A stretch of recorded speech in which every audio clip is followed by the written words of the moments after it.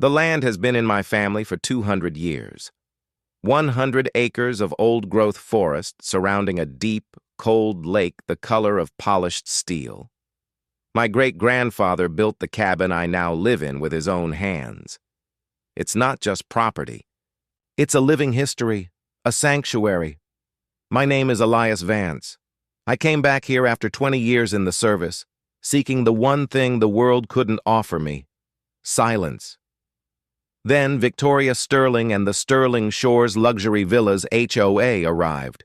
They bought the adjacent parcel and built a monument to beige conformity. Their sprawling, identical houses began to creep towards my property line like an aggressive mold. Victoria Sterling, the HOA's self-appointed queen, saw my 100 acres not as a home, but as an undeveloped asset. She wanted it for Phase 2 of her development. Her first visit was not a negotiation, it was a declaration. She rolled up my long gravel driveway in a pearl-white luxury sedan, a slick young lawyer in tow. "Mr. Vance," she began, without introduction, sweeping her hand towards my lake, "we are prepared to offer you a very generous sum for this undeveloped parcel. We envision a series of premium lakefront villas. It will be a significant upgrade for the entire area." Her generous offer was less than half of what the timber alone was worth. "This land isn't for sale, Mrs. Sterling," I said, my voice calm. She smiled, a thin, condescending smile that didn't reach her eyes.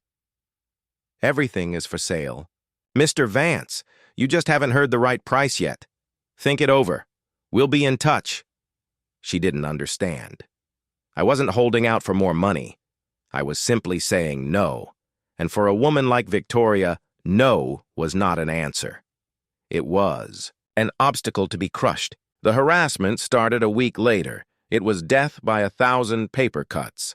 Laminated notices began appearing, tacked to the trees along my property line. Violation: unapproved native flora. Violation: lack of manicured lawn. She was fining me for having a forest in a forest. Then came the surveyors. They appeared one morning driving stakes into the ground a good 50 feet inside my property line. When I went out to confront them, they just shrugged and showed me a work order signed by Sterling Shores HOA.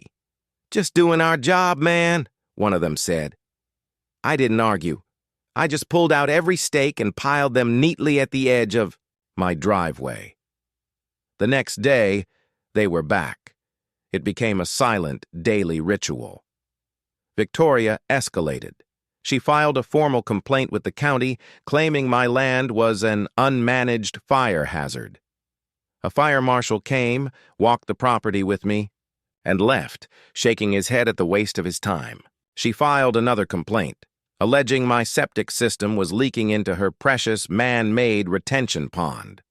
The health department came, ran tests, and gave me a perfect score.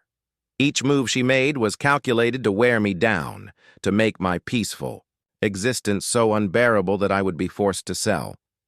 But she didn't know me. I had spent 2 decades in places where patience and a calm mind were the only things that kept you alive. Her petty war was nothing. The final confrontation came on a blistering hot Saturday in July. I was outside chopping firewood for the winter, the rhythmic thud of the axe a kind of meditation.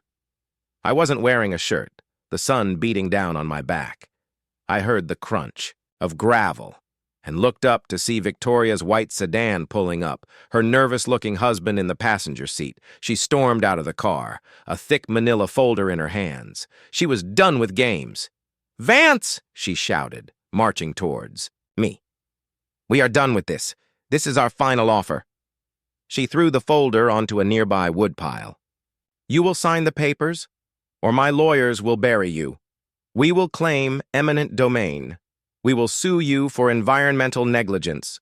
We will make your life so miserable, you will beg us to take this swamp off your hands." Her husband scurried up behind her. "Victoria, maybe we should calm down." "You stay out of this, Robert," she shrieked, turning on him. Then she turned back to me, her face flushed with rage and the heat. She stepped closer, her voice dropping to a low, menacing hiss. "You are a nobody. A stubborn old man living in a shack, clinging to dirt. My family built this community. We have the money, we have the power, and we will get what we want." She was so close I could see the tiny veins in her eyes. She jabbed a finger into my chest. "You will sell." I didn't flinch. I just looked at her, my expression calm. I let the silence hang in the air. "Are you done?" I asked quietly. My calmness seemed to enrage her further. She saw it as weakness. In a final, desperate act of dominance, she shoved me hard in the chest. "Don't you ignore me!" I stumbled back a step. The movement caused my body to turn slightly, exposing my right shoulder to the harsh sunlight, and on my shoulder, stark against my skin, was a tattoo. It was old, the lines faded by time and sun, but its design was clear and unmistakable. A stylized black raven, its wings unfurled, clutching an antique, ornate key in its talons. Victoria's eyes, full of fire and fury, flickered to the tattoo. And then she froze. It wasn't a gradual stopping. It was an absolute system failure shutdown. The color drained from her face, leaving it a pasty, sickly gray. Her hand, which had been raised to jab me again, fell limp at her side. Her mouth opened, but no sound came out. Her eyes, now wide with a terror I had only ever seen in a war zone, were locked on the raven and the key. Her husband, seeing her reaction, followed her gaze. His reaction was even more profound. He let out a small, choked gasp and took a stumbling step backward, his face a mixture of fear and a deep, ancestral reverence. The raven," he whispered, his voice trembling. "It can't be. You're a Vance." Victoria finally found her voice, but it was a strangled, horrified whisper. "No, no, they're all gone. The old family is gone." I just stood there, letting them process it. The tattoo was a tradition for the men in my family, a symbol of a promise made generations ago. It was a symbol of the Vance family, a name that apparently still carried weight. Victoria turned and stumbled back towards her car, her arrogance completely gone, replaced by a primal fear. Her husband scrambled after her, not even bothering to pick up the folder of legal threats he had dropped. They got in their car and sped away, leaving a cloud of dust in their wake. The full story came an hour later, not from Victoria, but from her husband, Robert. He called me, his voice shaking with apology and deference. The Sterlings, he explained, had not always been wealthy developers. 100 years ago, they were a family of poor, disgraced farmers on the verge of losing everything. My great-grandfather, the patriarch of the Vance family, the man known as the Raven for his shrewd wisdom, had personally saved them. He co-signed a loan, gave them land to work, and used his influence to restore their family's name. There was no legal contract, only a gentleman's agreement, a life debt. The Sterlings owed their entire existence, their fortune, their very name, to the Vances. The symbol of that debt, the symbol of the Vance patriarch, was the raven holding the key to their salvation. Robert's grandfather had told him the stories, had warned him that the debt was eternal.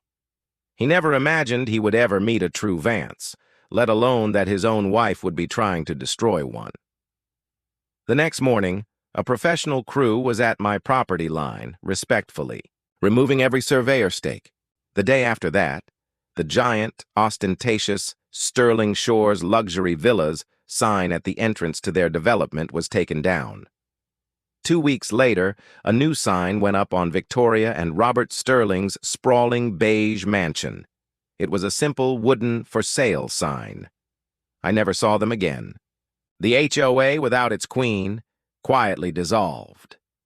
I still live in my cabin by the lake. I spend my days fishing and chopping wood.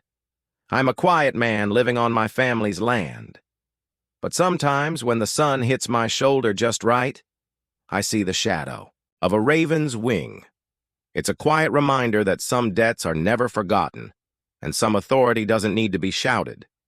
It just is.